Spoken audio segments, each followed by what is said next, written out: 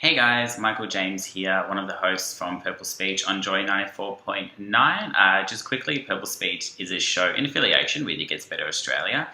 We talk to peers and role models about their coming out stories and struggles and life journeys that they've gone through, bringing that to you as a community. So in a way, we're kind of like a voice to share other people's stories so you yourself can see that there are a lot of similar stories maybe to yours out there, and that you're not necessarily alone. So we're there each week to be inspired by, or something for you to just listen to, maybe even learn from. So check out the Facebook page below. You can also see the It Gets Better website is also listed below. And from that, I've seen a lot of coming out stories. I've heard a lot of coming out stories. I've seen a lot of struggles that people have gone through from doing the show, and thought it's only appropriate and time that I do my own It Gets Better video. So here it is.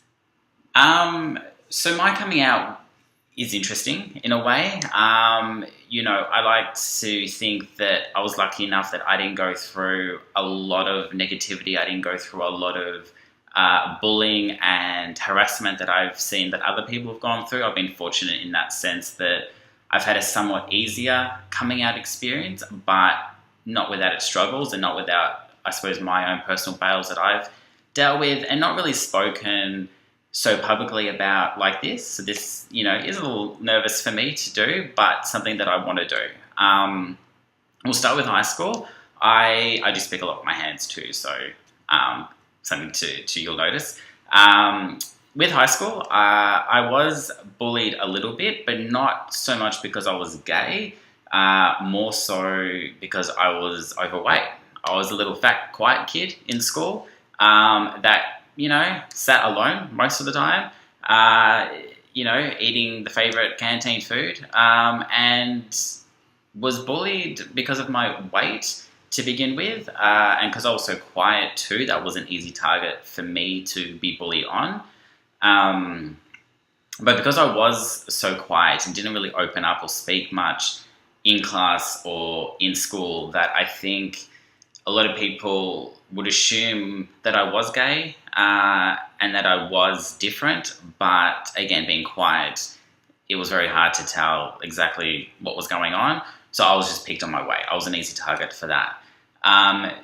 Probably more so year 8, year 9 in high school, the weight kind of dropped off, peer pressure and sort of growing up, that kind of started to change. And the bullying changed to being picked on girls, actually. There was 2 girls in my 6th year of high school that I was interested in, that was known within the school community. And I was picked on for liking the girls, which now looking back onto is quite interesting because, being gay, you'll be picked on for liking guys. And that's why you would be picked on in high school for one of those reasons. But I was picked on for liking girls. So it almost suggests it doesn't really matter. You're going to get picked on, if you're going to get picked on, it's going to get picked on either way. Obviously, that shouldn't be happening. And this is why It Gets Better Australia and the It Gets Better project do exist, and why we at Purple Speech are so strongly are against anti-bullying and putting a stop to all this discrimination in youth. So I was picked on for liking girls. And at the time, I did actually generally like them. I did have feelings for these girls. Nothing ever happened. Nothing ever progressed from that. It was just a high school crush, I suppose. Until about year 11, coming into year 12, the final years of high school, I started to realise that I was attracted to guys in my class. Within the school community, I was noticing guys a lot more. Even in my home life, I was, looking at people differently. Obviously, the internet had come out, so I was discovering, certain websites that would attract my attention. And these, I suppose, weren't straight websites. These were obviously gay websites that I was attracted to. So I knew then and there quickly that I was different and that I was experiencing different things that a lot of my close friends who were straight were experiencing. So that was something I kind of was struggling with personally. I wouldn't really talk about it because even though it was kind of open and it was okay to discuss it, I didn't feel comfortable, so I just kept quiet, being the quiet previous fat kid. That was me. I just stayed quiet. It was easy for me to deal with. It was in those later years of high school, from like year 10 to probably starting in year 9, where I did start to wag school because of the bullying and because of just the confusion that I was going through. I felt better just staying away. So I did all those typical things of, wagging school and experimenting personally within myself. But it wasn't until I graduated high school in 2005, and it was a year after, in 2006, when I turned 18 by this stage, that I had started to come out to myself. And I think the important message here that I need to really stress is you can't really come out until you've come out to yourself first. So that's the very first thing I say it on my show a lot. You really need to come out to yourself first, accept it yourself, before I think you come out to everyone, or to anyone else. And that's what I did. I came out to myself first, and then it was actually my mum who helped, which was really good. I know she's probably watching this video too, but she gave me a call. I will never forget it. And she was like, are you gay? It's okay if you are. I just want you to be happy and be honest with yourself. And I was like, no, I'm not gay. Like, you're crazy. But I knew I was. I just had never been confronted about it. And over the phone, I suppose I wasn't really ready to be like, yeah, I am. I like guys. So it was a week later. I can't remember the exact reason for it. I think I had gotten myself into somewhat of a relationship, or I had been experimenting with guys at this stage, that I thought there's no point in lying about this anymore. Call my mum back up, and I'm like, yeah, I'm gay. She was really supportive. She was really happy. She said something like, I knew since you were 5. So that took the pressure off me, and I realized she was okay with it, that it wasn't so scary, and I'm really not so different at the end of the day. Other family members found out, and that was all fine from my mum's side, so that was really supportive. Told some of my close friends at the time, who at the time was supportive, but I now don't speak to these friends anymore. So whether me coming out is a result of that, or that we just drifted apart, who knows? But friends now, I have, most of them are gay themselves, so there is that support there. But growing up, from I suppose age 18, 19, when I started to come out, to now I'm 26 years old, it's not been overly difficult. It was hard to say it, and I think for me personally, it was hard to admit that I was gay, and it did take probably 2 or 3 years for me to actually sit with that idea of, okay, I like guys, before I could actually start telling people, hey, I'm gay. And it's the most simplest thing to actually say when it's said, but it's saying it that is the most difficult of all. And I think once you get over that fear of rejection, fear of what people think, and just be knowing that you yourself are happy, and knowing that, what's more important is your happiness than other people's happiness, then maybe it'll be a lot easier for you to kind of come to terms of accepting that what you're going through is completely normal. Who you are is completely normal. So be yourself, be happy. That's my big advice, is don't stress about what other people think. Your loved ones will love you no matter what. They may take a while to adjust, and it may take them some time to accept, but they will. Just give it that time and give them that space. Don't put it in their face. Just sit down, talk to them, and then just give them that space. Things might turn out better than you expect. We all overthink a lot of things, and we overanalyze a lot. So the less we do of that, the better for you as well, personally. And that's with me. That's what happened. I overanalyzed everything. I overanalyzed and thought for 3 years, until I finally came out to my mum first, and then a few friends, and it got better and better. And now when people ask, complete strangers, if I meet in the street, if they ask me, are you gay? I go, yeah, I don't even hesitate, because I don't care what they think. I work a lot with people. I do a lot of film work, a lot of radio work, so I'm always meeting new people. So I'm not afraid. I don't care anymore. People can judge me all they want. I'm in the industry where people will judge me, and that doesn't bother me because I'm happy with who I am and I'm happy with the decisions and choices that I'm making in life. So it doesn't bother me.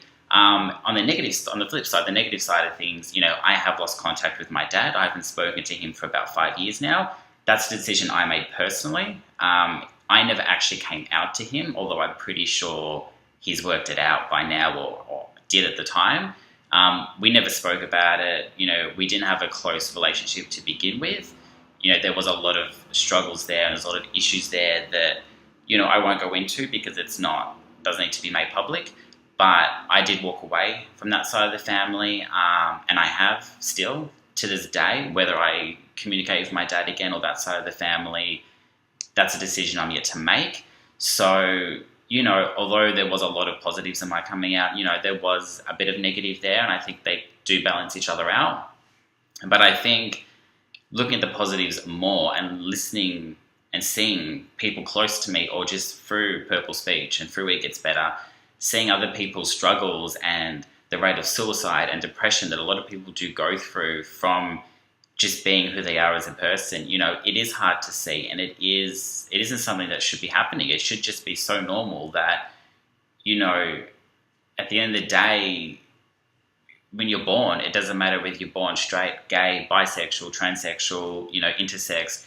It doesn't really matter. It shouldn't even be a topic. It should just be, what's for dinner? Who cares what your sexuality is? What's happening for dinner?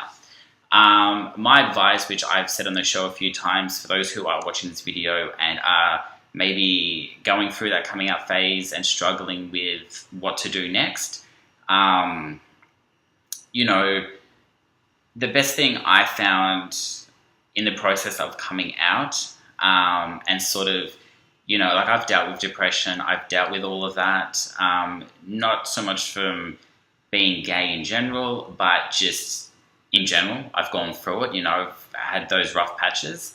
If that's something you're going through at the moment, my advice is start cleaning up your life in a sense. So clean things up that aren't working for you, get rid of the things that aren't making you happy, get rid of the things that are bringing you down, that are struggling you.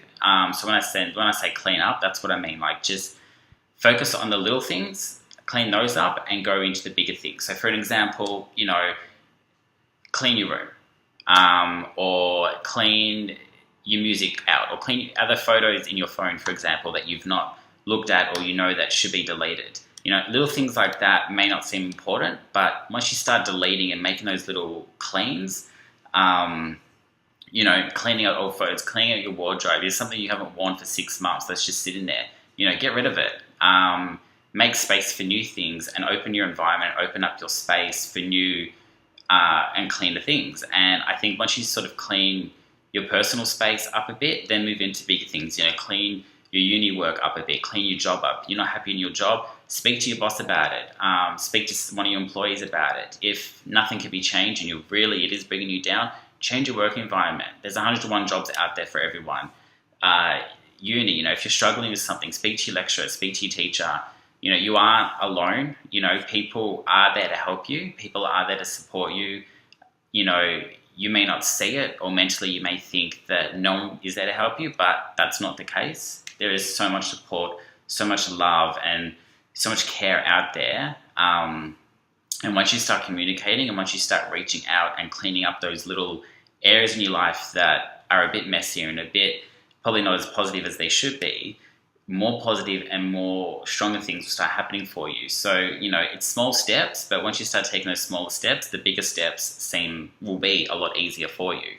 And that's the same with coming out. Once you just start talking about it and once you sort of accept it yourself first, that's one step. Then the next step is to come out to your parents or to your closest loved ones. And once you've done that, it just gets easier and easier. It's not going to be easy from the get-go unless you've got that big bundle of confidence. It is a difficult time and it can be stressful, but only if you let it and only if you let it consume you. So, start talking, start looking at a few more videos on the It Gets Better website, and start really seeing that there's so much support out there. You've just got to see it. and open your eyes to it and be open to it. I hope this video has helped. I hope you've enjoyed watching it. I will probably release a few more throughout the show, but of course you can always stay influenced by tuning in each week. All the details are on the Purple Speech Facebook page, as well as joy.org.au. You can also check out the It Gets Better Australia website. Again, all the links are down below, so check them out, like our page, stay updated, and I shall speak to you soon. Bye.